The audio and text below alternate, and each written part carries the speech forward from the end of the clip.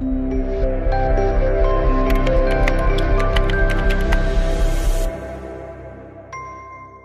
ahora sí, mira, en Colosenses capítulo 1, verso 9, vamos a ver del verso 9 y vamos a llegar hasta el verso 14 en esta oportunidad. Y lo que estudiamos el domingo anterior era el contenido de la oración de Pablo por los colosenses, que eran nuevos creyentes, tenían aproximadamente 5 años, probablemente algunos de ellos llevaban menos tiempo en el Evangelio. Pero entonces, en su oración dice en el verso 9, por lo cual también nosotros, desde el día que lo oímos, es decir, cuando escuchamos el reporte de Epafras, ¿te acuerdas quién era Epafras? El líder espiritual de ellos, el mentor, el maestro. Escuchamos el reporte acerca de ustedes, dimos gracias, es lo que dijo anteriormente. Pero dice, desde el día que lo oímos, no cesamos de orar por vosotros y de, ponle atención a esto, y de pedir. Esta palabra es clave para todo lo que viene, porque de lo que va a hablar a continuación es, ¿qué es lo que pide Pablo por los colosenses para que tengan la experiencia de una vida plena? Dice, y de pedir, ahí en el verso 9, que seáis llenos del conocimiento de su voluntad en toda sabiduría e inteligencia espiritual. ¿Para qué eso? Para que andéis como es digno del Señor, agradándole en todo, llevando fruto en toda buena obra y creciendo en el conocimiento de Dios, fortalecidos con todo poder, conforme a la potencia de su gloria, para toda paciencia y longanimidad, con gozo dando gracias al Padre que nos hizo aptos para participar de la herencia de los santos en luz, el cual nos ha librado de la potestad de las tinieblas y trasladado al reino de su amado Hijo, en quien tenemos redención por su sangre, el perdón de pecados. Pablo y Timoteo, ¿te acuerdas que son coautores de esta carta? En todo lo que estamos estudiando ellos están de acuerdo. Esto es algo que logramos en Cristo. Pero también son de alguna manera papás espirituales, maduros en la fe. Ellos han entendido muchas cosas en la vida cristiana que los nuevos creyentes todavía no, o que algunos que llevan tiempo en el cristianismo todavía no. Y lo que van a hacer Pablo y Timoteo es, después de dar gracias al Señor en oración, después de que ven que hay un impacto en sus vidas, ¿te acuerdas lo que aprendimos el domingo anterior? Dice, qué bueno que el Evangelio llegó a ustedes, porque luego de que ustedes se acercaron al Señor, hubo un cambio bien evidente y tienen al maestro correcto y tienen la actitud de discípulo correcta. Por tanto, no me sorprende que hayan aprendido tanto. Dicho de otra manera, es un papá espiritual que se alegra de que sus hijos espirituales van bien. ¿Cómo te sientes tú, papá, cuando ves que tus hijos van bien? Uno se siente, qué bendición, ¿verdad? Solo la cara de rebelde tenía, ¿verdad? Es juicioso el muchacho. Qué bueno que van bien. Pero entonces cuando tú ves que tu hijo va bien, tu hija va bien, tus hijos van bien, y los hijos espirituales también, ¿qué sigue después de darle gracias al Señor? Uno dice, Señor, gracias. Gracias porque tú cambiaste a mi esposo. Gracias porque tú cambiaste a mi esposa. Tú salvaste este matrimonio. Señor, gracias porque cambiaste la actitud de mis hijos. Señor, gracias porque o cambió mi jefe o cambiaron de jefe, ¿verdad? Gracias, por todo eso te doy gracias. Pero lo interesante es que dentro de esa oración, después de dar gracias, Pablo y Timoteo ahora piden. Y esto que piden se vuelve para nosotros un modelo de sobre qué pedir. ¿Qué pedirías tú al Señor si de lo que se trata es, Señor, yo quisiera que esta persona que yo amo, yo también te pido esto para mí, es que me ayudes a experimentar una vida plena? Señor, porque las personas con las que trato me hacen perder esta plenitud de vida. Es porque esta enfermedad que tengo me ha hecho perder calidad de vida en nuestro pensamiento, y por supuesto es difícil, porque esta situación en el hogar, en el matrimonio, me siento que me hace falta algo. Porque esta situación económica no me da para todo lo que yo quisiera y no me siento pleno. He logrado varias cosas, pero luego de lograrlas voy a la cama en la noche Y digo, y esto es todo, esto es todo. Pero cuando piensas en la vida que has tenido y ahora la vuelves hacia tus hijos, tú dices, yo quisiera que mis hijos tuvieran una vida que valga la pena. Que ellos no sientan necesidad de irse al mundo, que no sientan un vacío en su corazón, que no estén en conflicto, que la logren bien. Si ese es el deseo para tus hijos, ¿qué pides? ¿Qué pides? Señor, que se encuentre a un novio con plata. Muchas gracias, mi hermano, gracias. Que tenga plata. O que, yo no sé, ¿verdad? Que sea canadiense ella y le dé la ciudadanía. ¿Qué piensas cuando tu deseo es, yo quisiera plenitud de vida, veo las dificultades que yo he tenido que pasar, no quisiera que mis hijos, pero le deseas a tus hijos algo bueno, algo que valga la pena? Y esto se vuelve un modelo de oración que nos lleva al título del mensaje de hoy, es lo que todos deberíamos pedir en oración. ¿Qué pedimos? ¿Qué pedimos? ¿Se acuerdan Salomón que pidió cuando Dios le dice, pide lo que quieres que yo te lo daré? ¿Y qué pidió? Sabiduría. Interesante, algo que ya la carta ya mencionó. ¿Sabes que el modelo de oración nos hace ver que lo mejor que podemos pedir, ¿qué es? Que se haga la voluntad de Dios. Ahora. Pero que no sea solamente una frase. ¿Y qué estás pidiendo? No, que se haga la voluntad del Señor. Ahí, lo que Dios diga. Pero ¿y tú qué dices? Yo digo que se haga lo que Dios diga, lo que Dios quiera.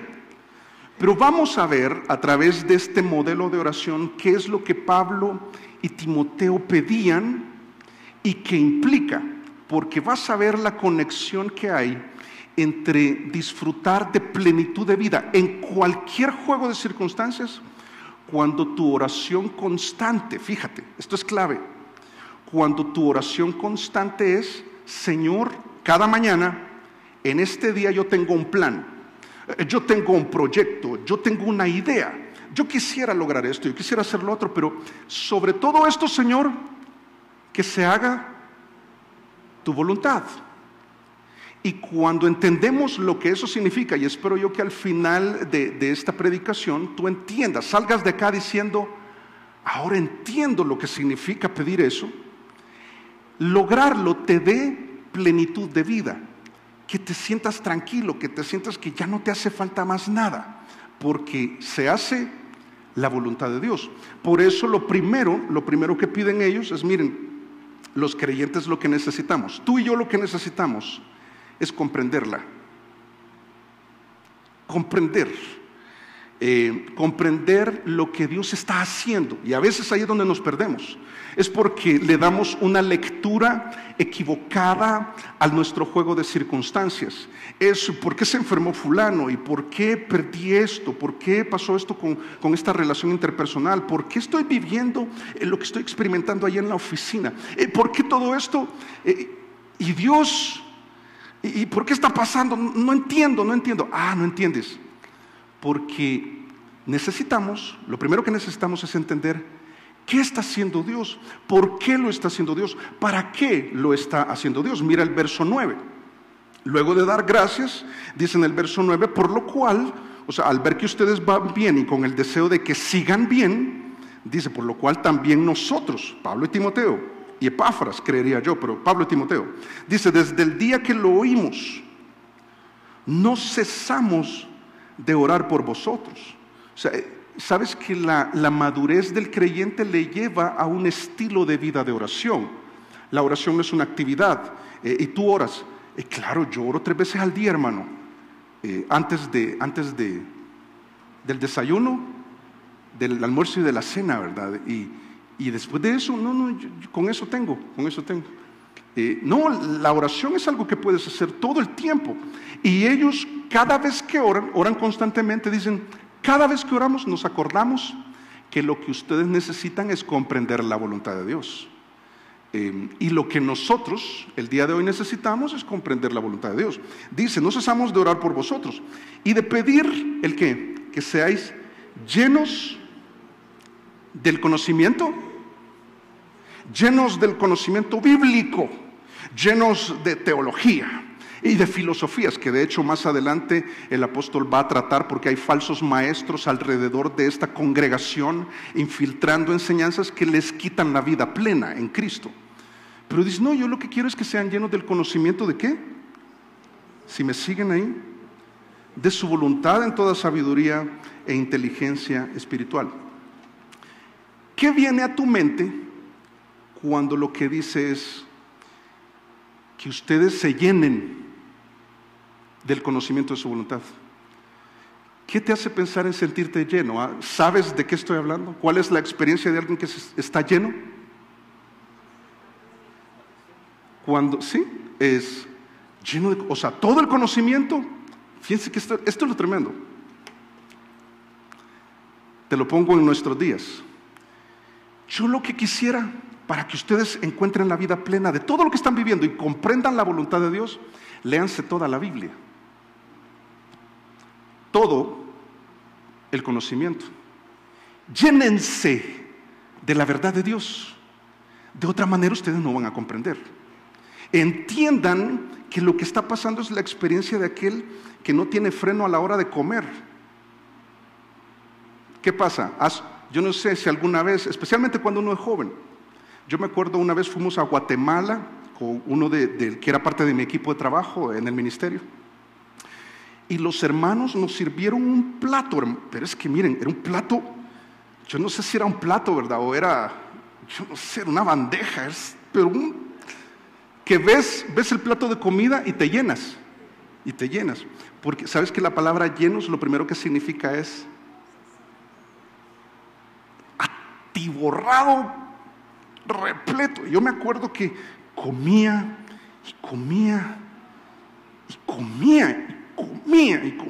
y el hermano que estaba conmigo comíamos, porque sabíamos que los que nos habían servido se podían ofender. Yo no sé si esto en algunos lugares en Colombia sucede. Si hay lugares donde te invitan y si tú no comes, se ofenden. Y coma. Y empecé a llorar. Es como, y terminamos, lo logramos. Pero yo estaba, no, qué sensación más tremenda. Y el de al lado me dice, casi me lleno. Yo, wow. ¿Sabes que el concepto que está diciendo es llénate de la palabra de Dios? Lee la Biblia. Ya la leí, léela otra vez. Ya la leí, ¿y la entendiste? No. Entiéndela. Ve al diccionario. Pero es importante que no solo acumules conocimiento. Llénate del conocimiento de su voluntad. Entiéndelo, disciérnelo, entiende a Dios. Eso te va a ayudar a entender lo que está pasando el día de hoy.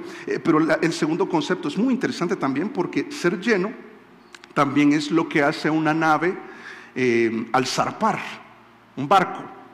Es en el viaje que hace, llevan la brújula, los instrumentos en la antigüedad, ¿verdad? Es la brújula, los mapas, yo no sé, el telescopio sería, sí, bueno, el astrolabio, ok, el astrolabio y bueno, y el equipaje, comida, el ancla, las sogas, la vela que no esté rota, revisando. Y esto me hace pensar que las dos connotaciones son muy válidas, porque lo que está diciendo Pablo es, miren, para que ustedes tengan una vida plena, deben orar constantemente por eso. Y para que la tengan es necesario que ustedes comprendan la voluntad de Dios. Y para comprender la voluntad de Dios, llénense de Biblia, no religiosamente, pero conózcanla. Pero no solamente léanla, compréndanla. Porque en el viaje de la vida, esto les va a dar todo el equipaje que necesitan. cuando la marea, ¿verdad? O las olas se vean muy difíciles, vengan las tormentas, cuando sientan que están a punto de morir, cuando se sientan desorientados y no sepan hacia dónde, van a tener todo el equipamiento para seguir adelante y estar tranquilos. Estar tranquilos.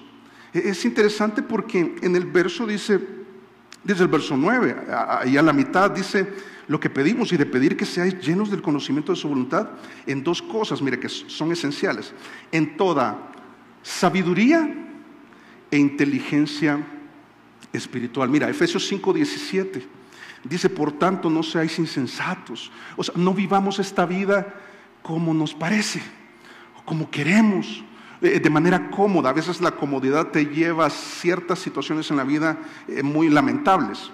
Pero entonces lo que dice es: no seas insensatos, sino, me llama la atención que no dice conocedores o no dice informados, que eso es clave, pero dice entendidos. Tienen un criterio ahora que les hace no pensar en disparates acerca de Dios, acerca de la vida cristiana, acerca del ministerio, acerca de las decisiones que debes tomar. Dice: entendidos de cuál sea el qué, la voluntad de Dios. Es que tú, cuando hayas llegado a tu casa en la noche y hayas tenido un día terrible, la cosa salió muy difícil, muchos problemas, todavía no tienes la solución a esa situación, y tú digas: pero yo entiendo, yo creo que el Señor está permitiendo esto por algo, ya sé qué es. Él, en mi vida devocional, Él me mostró qué es y me lo hizo ver. Y no solo me lo hizo ver, me hizo entender, y al entenderlo me hace estar tranquilo, porque entiendo que Él está en control, que nada viene a nuestra vida si Él no lo permite. Y por eso la sabiduría y la inteligencia se vuelven tan esenciales. ¿Y cuál es la diferencia entre ambas? Te la resumo de esta manera. La sabiduría tiene que ver con toma de decisiones. Es que llenarnos, atiborrarnos, repletarnos de la palabra de Dios me da un criterio que me lleva a un entendimiento de lo que Dios está haciendo en mi juego de circunstancias, y entonces al entender todo eso tengo un criterio que me permite tomar una buena decisión. Y ponle ahí familiar, empresarial, ministerial, emocional, relacional, matrimonial, la educación de los hijos. Pero a veces yo me siento, y ahí vienen los sentimientos que todos tenemos, pero qué bueno es cuando nos sentimos desorientados decir: aquí está la sabiduría. Y la inteligencia tiene que ver con resolver problemas, porque una de dos, en el viaje de la vida en el que has zarpado, estamos completamente equipados con la palabra de Dios, estamos llenos del conocimiento de su voluntad y lo entendemos, entonces vamos a tomar decisiones. Pero van a haber situaciones en la vida, y vamos a ver más adelante, que es importante que las resuelvas bien. Porque el mejor amigo y la mejor amiga, cuando le cuentes que estás pasando por una situación compleja, el consejo que te va a dar es: no te dejes, devuélvele, hazle lo mismo. Cuando tú estás manejando bien tus negocios, entonces viene alguien y te ofrece una oportunidad para evadir impuestos, y tú dices: no, es una decisión sabia. No, yo no voy a participar en eso. O alguien que te va a involucrar en una mentira, y tú dices, tienes la sabiduría para decir: no, pero miren, me incluyeron en eso, yo ni cuenta me di, ¿yo qué hago? La inteligencia espiritual te va a ayudar. Tú sabes que hay 7 inteligencias, y hay muchas, descubre cuál es la tuya. No te la voy a explicar cada una ampliamente, pero yo creo que todos tenemos 1, 2 y hasta varias inteligencias. Por eso habla de la lingüística. La lingüística es poder expresarte de manera efectiva. Sí, entonces los hombres somos no muy inteligentes para hacernos entender, pero hay personas elocuentes, o algunas mujeres también, ¿verdad? Aquí no podemos generalizar, no debemos generalizar, pero matemática, es la lógica matemática. Yo creo que todos tenemos esta inteligencia. Yo creo que todos acá sabemos que 24 por 42 es 1008. A ustedes no. Dice, pero qué barbaridad, ¿cómo es? Y ya están haciendo la multiplicación, ¿verdad? Vamos a acorchar al pastor a ver si es cierto. Yo lo memoricé esto, no es que tenga esa inteligencia. La espacial es que uno ve la nevera y ve la puerta y uno dice, no va a pasar.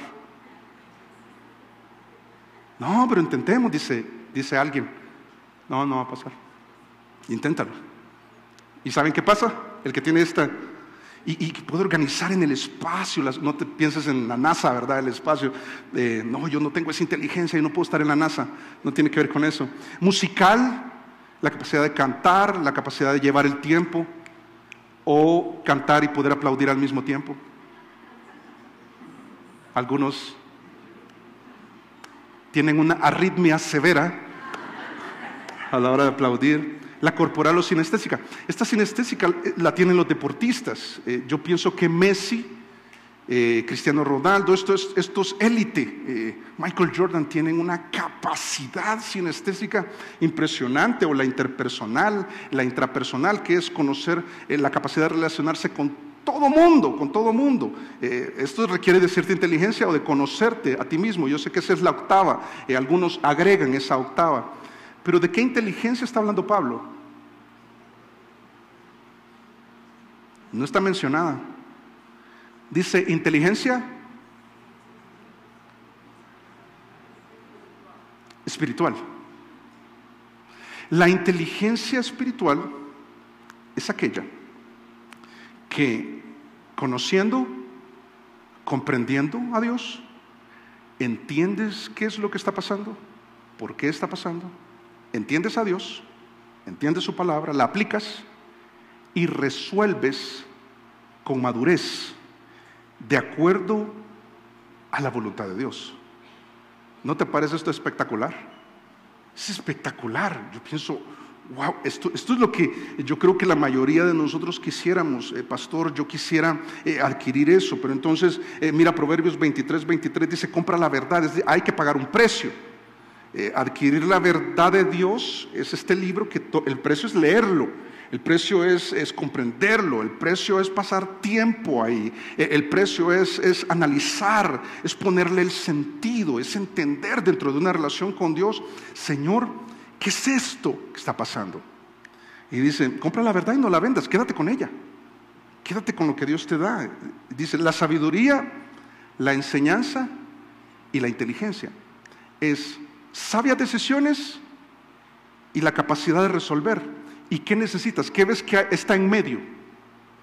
¿La instrucción o la información?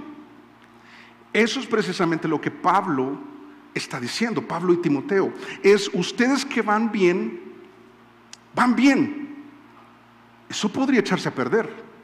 Para que sigan bien, lo que queremos para ustedes es una vida plena. Y para eso necesitan comprender la voluntad de Dios. Y por eso lo que necesitan es la información correcta. Llénense del conocimiento de su voluntad. Van a ver cómo cambia la vida. Quizás las circunstancias no, pero yo te voy a decir algo. Cuando uno aplica este libro, la palabra de Dios, a la vida, créeme que la vida cambia. Hasta el juego de circunstancias. El matrimonio mejora. La relación con los hijos mejora en el tiempo. Las finanzas mejoran. El autoestima mejora, el rendimiento profesional mejora, la capacidad de entender las cosas y de tener fortaleza emocional mejora.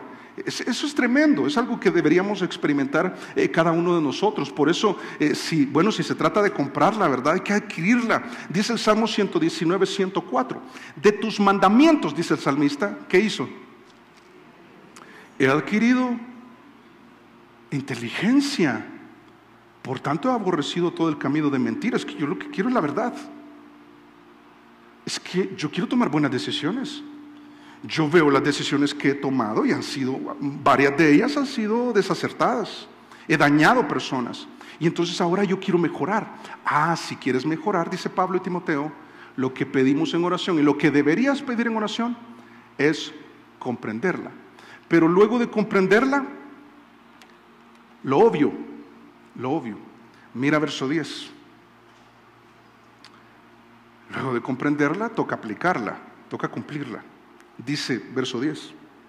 ¿Para qué todo eso? Dice, para que andéis como es digno del Señor. ¿Y cómo es andar digno del Señor?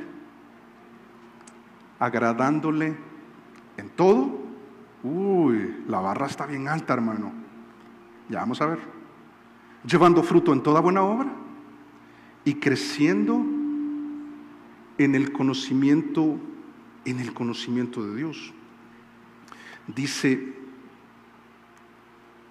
la clave para que te vaya bien en la vida, para que descubras la plenitud en Cristo, es que te metas a este libro, lo conozcas, y con lo que conoces lo comprendes, y eso que comprendes te da una interpretación de lo que Dios está haciendo correcta, y dentro de esa voluntad ahora tomas decisiones y resuelves los problemas con criterio espiritual. Y yo he visto esto en los creyentes a lo largo de los días que pasan, las semanas, cómo van madurando, cómo van, hasta, ¿sabes? Una de las cosas que me encanta a mí, cuando uno está enseñando la Biblia, es ver las reacciones en el rostro. Yo no sé, algunos no son muy expresivos, pero hay otros que cuando descubren algo de la Biblia es como, wow, es como, yo pensaba que era distinto. Oye, pero qué equivocado estaba yo.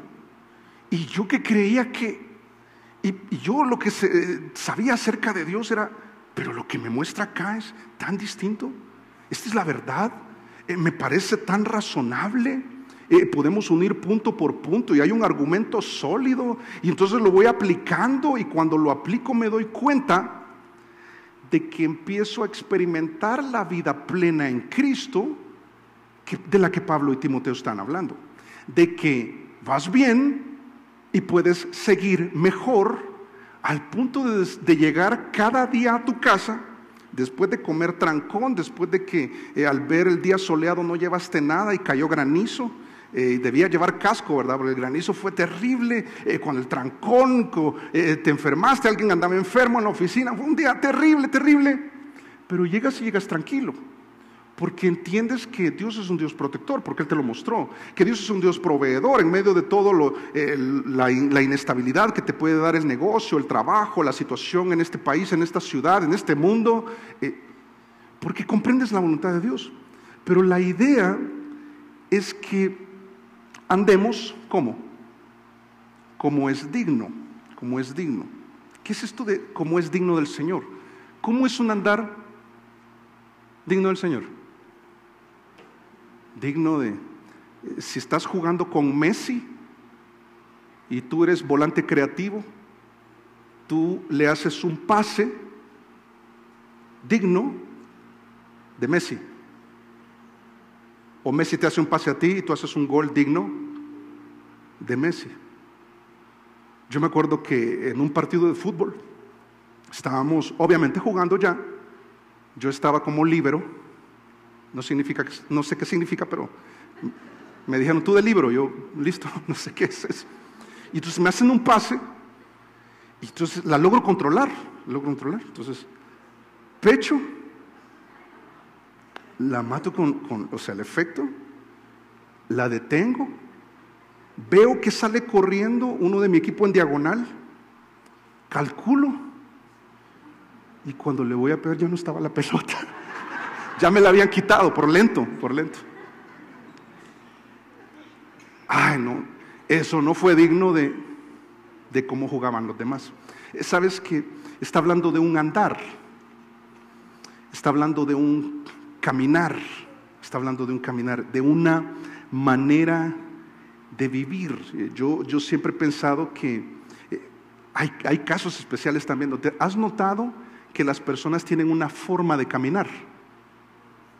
¿Has notado? Y yo no voy a hablar de nadie acá, pero por ejemplo Pacho, no, mentira, no, nada que ver con Pacho, pero caminan con los pies más abiertos. Y por eso uno dice, Ahí viene Pacho. No, Pacho no camina así, Pacho no camina así.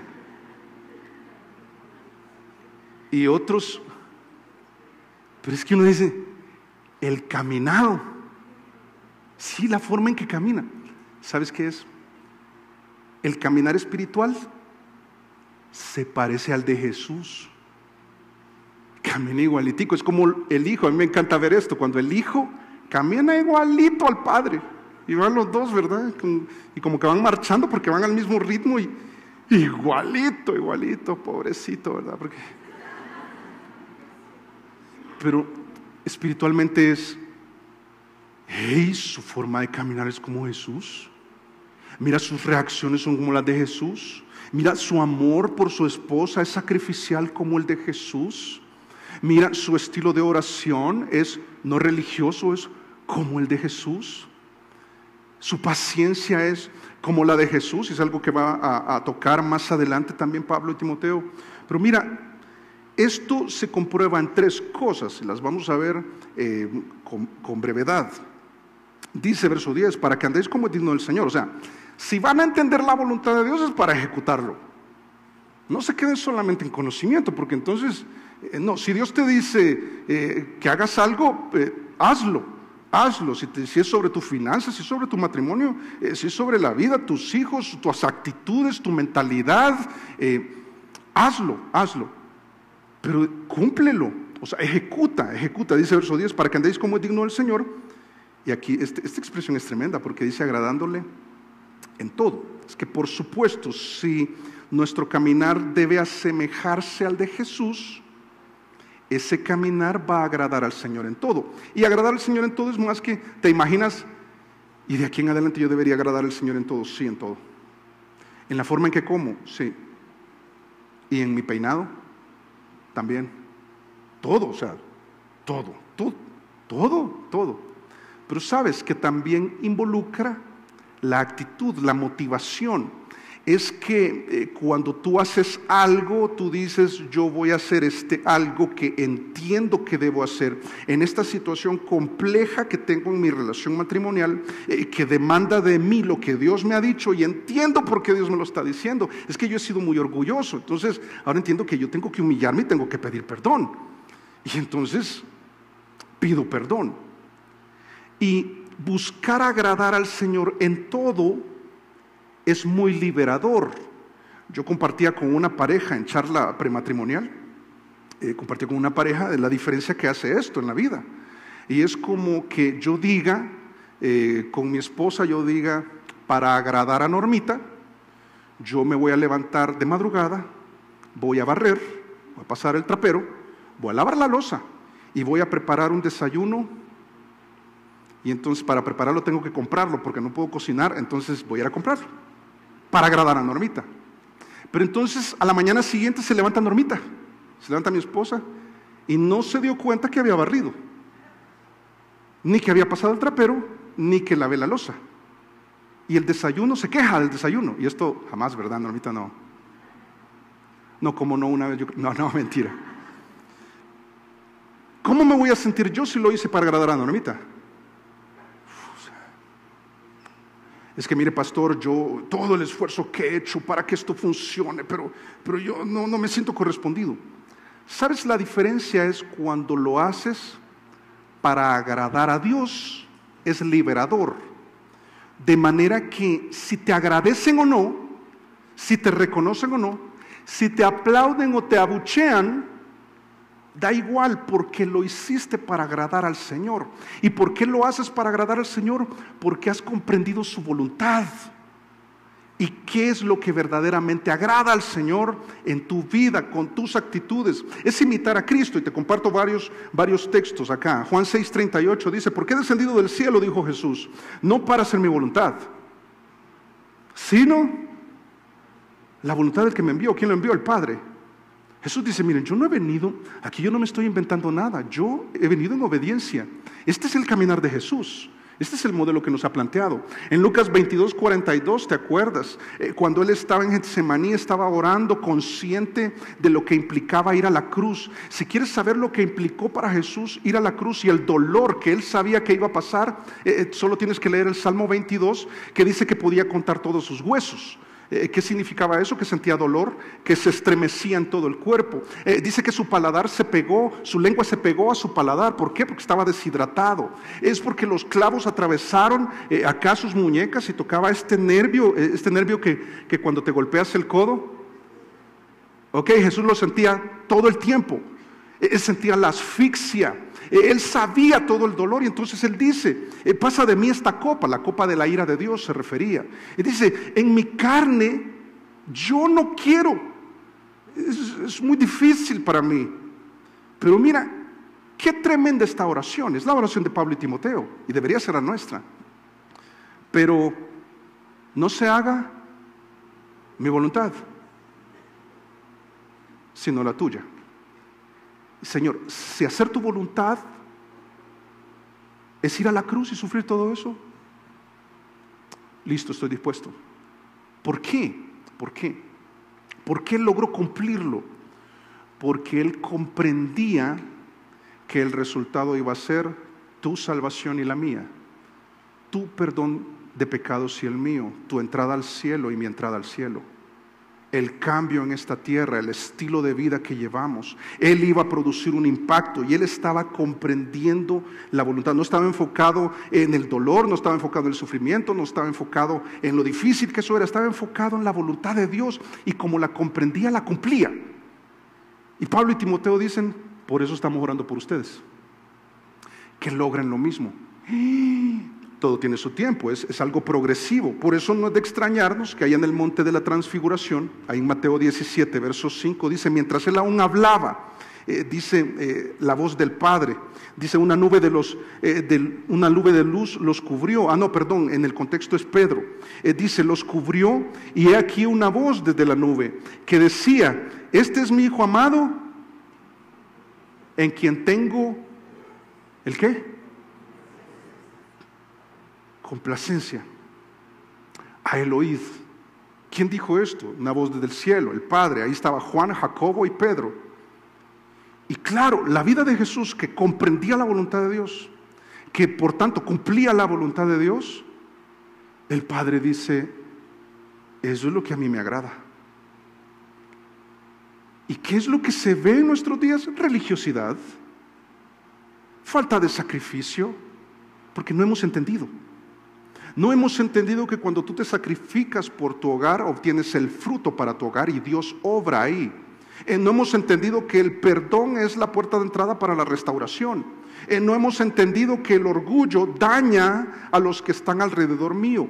No hemos entendido que la sabiduría de este mundo es torpeza e insensatez delante de Dios. La forma de resolver del mundo es distinta a la de Dios. Pero cuando nos hemos llenado del conocimiento correcto, cuando lo hemos comprendido y decimos, claro, me hace sentido, y como me hace sentido, entonces lo hago porque creo en esto, Dios dice, eso es lo que me agrada a mí.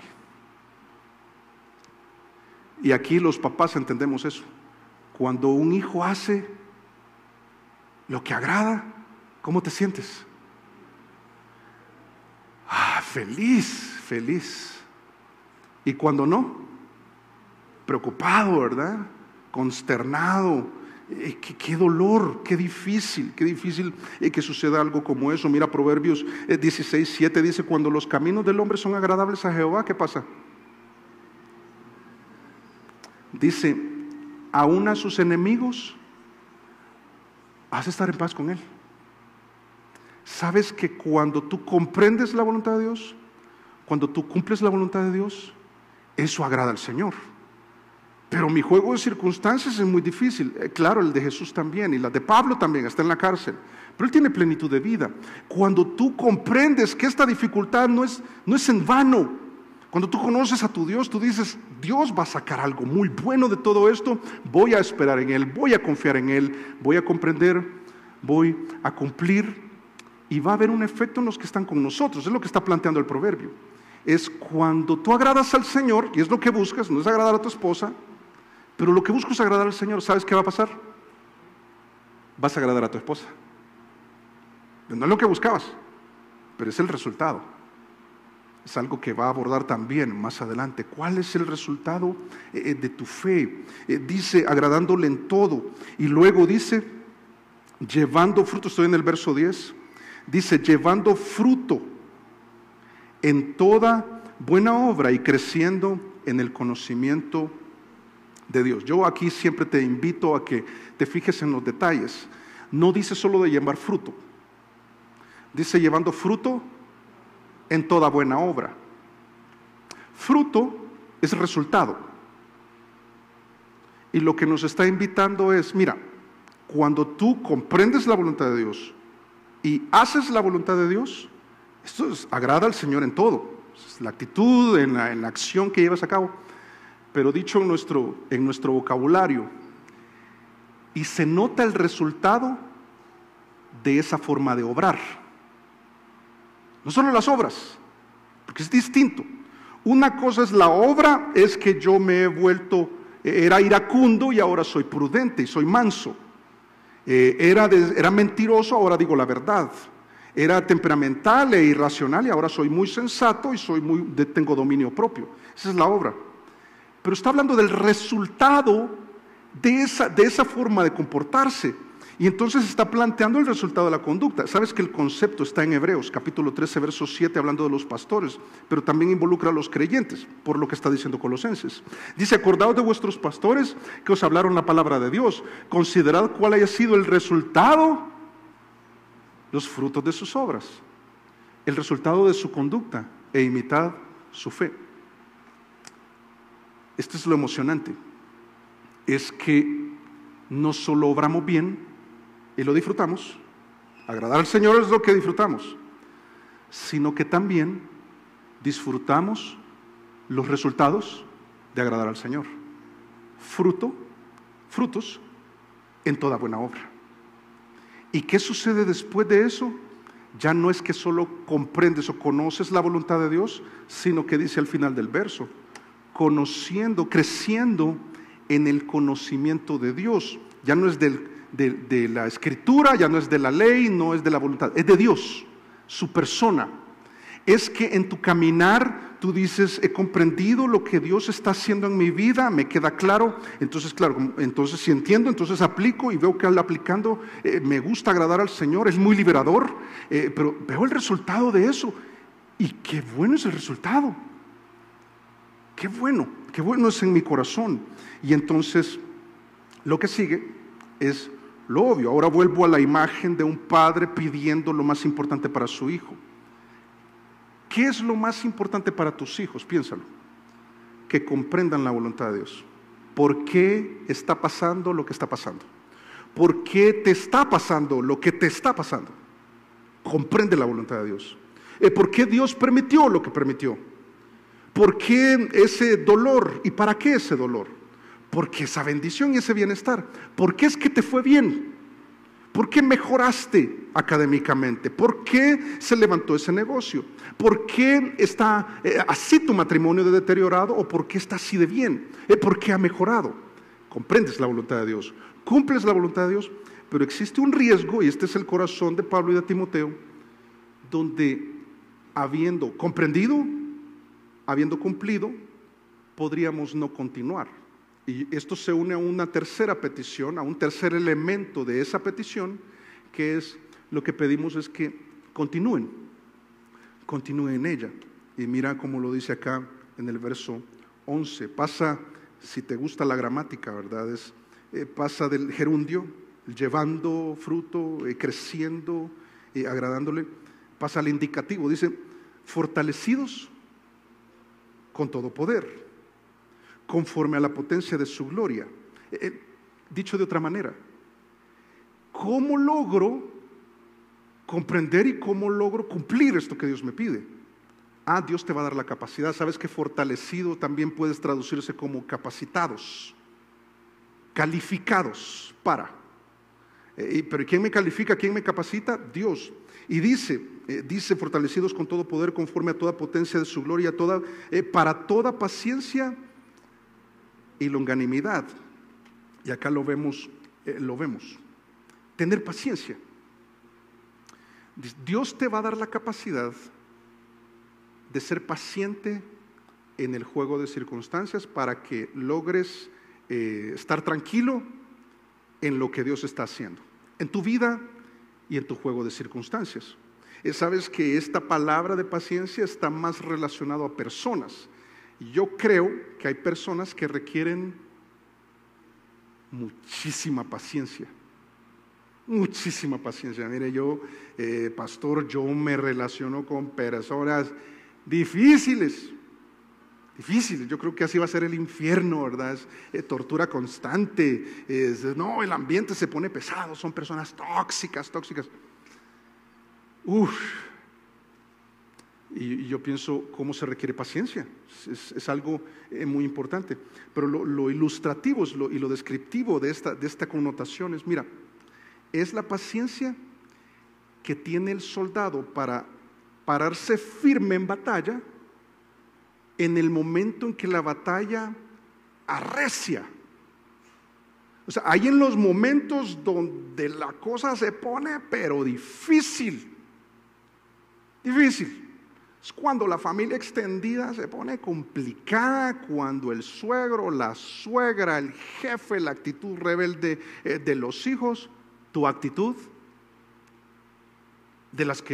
con los que convives, con quienes vives, cuando tiene que ver con personas y tú dices, yo no aguanto más.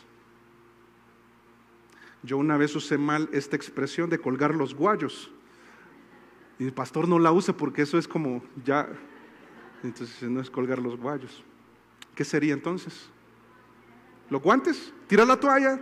No, yo con esto cuelgo la toalla, tiro la toalla. Ya no. Es que no aguanto más. No aguanto más esa actitud, no aguanto más esas indirectas que tiran, no aguanto ese ambiente. No aguanto más. ¿Sabes que lo que está planteando Pablo y Timoteo es, yo le pido al Señor que luego de que comprendan, que luego de que cumplan la voluntad de Dios, continúen? Cuando arrecia la batalla como un soldado o como un corredor, cuando va cuesta arriba, o un ciclista que dice, y ahí va, ¿verdad? Entonces, si de repente empieza hacia arriba, y hacia arriba es como más difícil. Yo admiro mucho a los que andan en bicicleta y van arriba por la calera. ¿Los has visto? Entonces yo me acuerdo que iba con unos hermanos, íbamos a comer, y entonces subiendo, le digo yo, porque cada quien tiene su deporte, no te vayas a ofender si practicas eso. Pero yo decía, ese deporte a mí no va conmigo, porque a mí me gusta más deporte de contacto, etcétera. Entonces le digo yo, platicando, le digo yo, no sé, no lo encuentro muy divertido yo, ha de ser divertido para quienes tienen pasión por eso. Y en el momento que digo yo que es aburrido, iba bajando un ciclista, pero en caballito. Y me dice el hermano, si baja así no es aburrido, ¿ves? Yo digo, claro, pero para abajo es chévere. Pero la paciencia de la que está hablando el apóstol y su discípulo Timoteo es cuando vas cuesta arriba, cuando uno dice, no, ya, no aguanto más.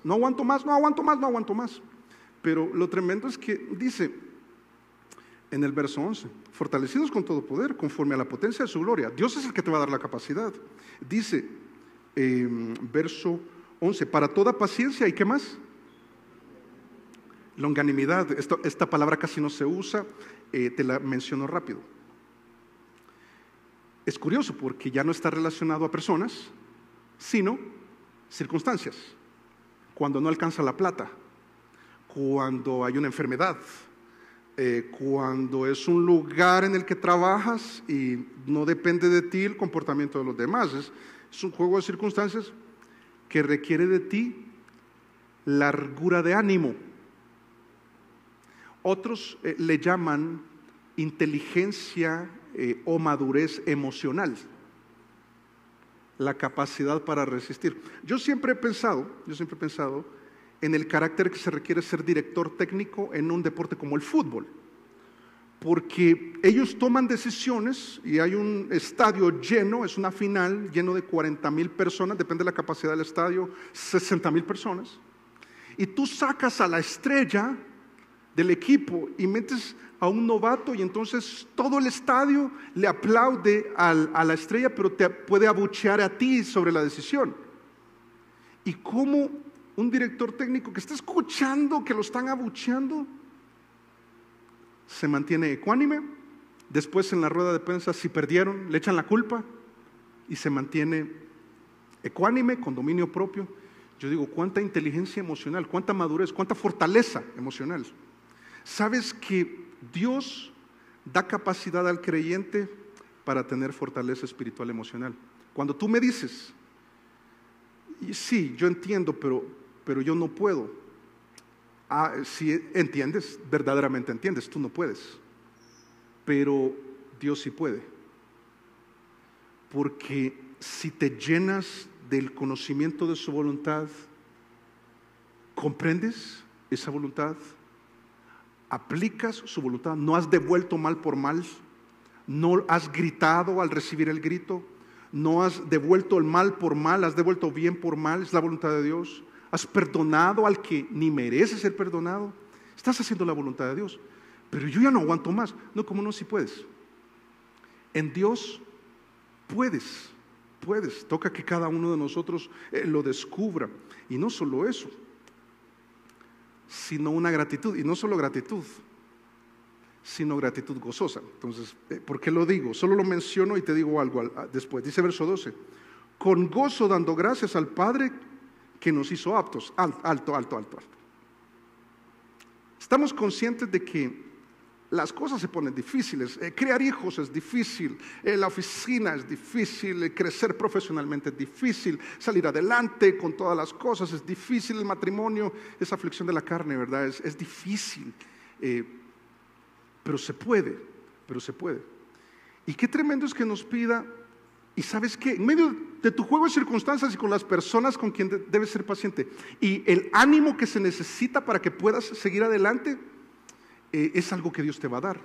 Y todo eso tenga gratitud gozosa. Y uno piensa, ¿cómo puedo yo tener gozo en una situación así? Porque vas a ver que tiene que ver no con tu juego de circunstancias actuales, sino con algo que Dios ya hizo y tiene que ver con tu futuro. Y todo tiene que ver con el cielo, pero con una palabra que es muy clave acá. Dice verso 12, y voy a leer hasta el verso 14 y luego te lo explico. Dice, con gozo dando gracias al Padre que nos hizo aptos para participar de la herencia de los santos en luz. La herencia es el cielo, el que ha implicado, dice verso 13, el cual nos ha librado de la potestad de las tinieblas y trasladado al reino de su amado Hijo, en quien tenemos redención por su sangre, el perdón de pecados. ¿Por qué deberíamos estar agradecidos con agradecimiento gozoso? Porque Dios te ha hecho apto para ir al cielo. Usemos sinónimos. Calificado. Si yo pienso en calificar para las Olimpiadas, ¿qué tienes que hacer? Entrenar. Hay unos tiempos, dependiendo del deporte, hay unos tiempos que tú debes superar para calificar. De tal manera que si yo voy y yo quiero competir en los 50 metros o los 100 metros de natación, hay un tiempo mínimo que yo debo hacer. Y entonces, y si no, descalificado. Y si hago trampa, peor. Ok, dice, todo eso ustedes lo pueden, porque tienen que pensar, tienen que tener presente que Dios los ha calificado para el cielo. ¿Cómo lo dice? Les ha dado una herencia, les ha dado redención. Redención es una compra para liberar a alguien de la esclavitud. ¿De cuál esclavitud? De la esclavitud del pecado. Y entonces en el ejercicio y en el hecho de redimirte, Él paga un precio por ti, y es el precio más alto que se pudo pagar, es la sangre de Jesús. Y entonces dice, y todo eso lo que implica para ti es que estás calificado para el cielo. Yo pienso que tremendo, porque si yo veo, si es calificar como las Olimpiadas, yo de inmediato digo, yo no califico. Y es probable que tú digas, por mi mérito, yo no califico. Yo no califico para el cielo. Pero entonces, ¿por qué es importante considerar esto? Porque vamos a ver que Dios ha hecho lo más difícil, que seamos aptos, calificados, aceptos para ir al cielo. Y esto nos da capacidad para resolver, decidir con sabiduría y resolver los problemas aquí en la tierra. Dice solo uno de tantos textos, te comparto solamente uno, primera de Pedro capítulo 4, verso 19. Dice, de modo que los que padecen por ser malhechores, no dice eso, ¿verdad? Los que padecen según la voluntad de Dios, haciendo las cosas bien, buen trabajador, buen esposo, no perfecto, buena esposa, buenos hijos, administrando bien, haciendo bien las cosas. Y algunos dicen, no, pero yo estoy haciendo bien las cosas, ¿y por qué me está yendo mal? Porque la voluntad de Dios así lo quiere, y tranquilo, Dios está en control. Pero dices, los que padecen según la voluntad de Dios, encomienden sus almas al fiel Creador y hagan el bien. No se salgan de su voluntad, no se vuelvan locos, no se desesperen, sean pacientes, tengan longanimidad, esperen, pero es que mis hijos, pero es que mi esposa, pero es que no cambia. Ten paciencia y no te desanimes, que tu ánimo no decaiga. ¿Por qué? Porque así como a quienes Dios ha calificado para ir al cielo, también los ha capacitado para mantenerse dentro de su voluntad aquí en la tierra. Si Dios ya hizo lo más difícil, que es calificarnos, hacernos aptos para recibir todas esas promesas, ¿cuánto más no nos puede hacer aptos para perdonar, para tener paciencia, para no decaer en el ánimo, para no sacar nuestro matrimonio adelante? Y entonces Pablo y Timoteo dicen, si algo vamos a pedir por ustedes, es lo más importante, y pedir por nuestros hijos, pedir para nosotros, es comprendan la voluntad de Dios, y cuando la comprendan, cúmplanla, y si ya están cumpliendo, continúen, no se salgan de ahí.